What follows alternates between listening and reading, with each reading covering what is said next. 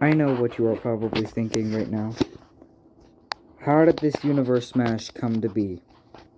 Well, it all began when the Creator made his first beings. Each one resembled the great species they even created.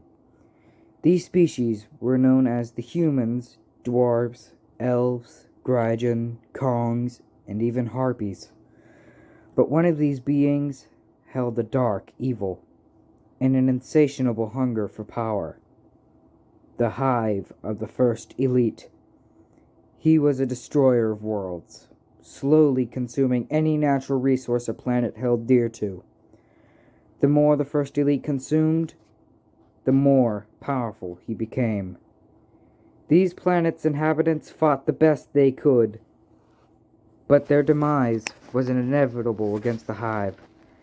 That's when all the first beings of the Creator stood and united together to fight off this great evil.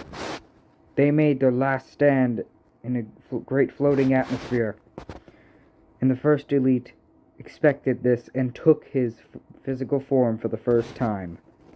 Many casualties were in the billions from all species, including the first elite. When the battle was over, there was no celebration, no feast, and no ale drinking after the war. Instead, great grief and sadness was taken for the dead. Even the first beings grieved of their fallen creations. The first elite was sealed into the great darkness of the void for all of eternity, never to be seen again.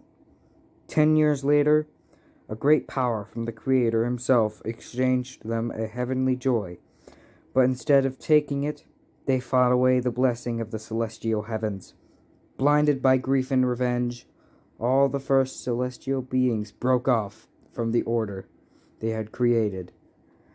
Borders were drawn, free will was given among the species, and even worse, now with the first elite sealed into the void, there was no one controlling any calamities that was being thrown at them. This war was known as the Great Interrealm War. But that's not where my story hasn't begun. 15 years later, that's where my story began.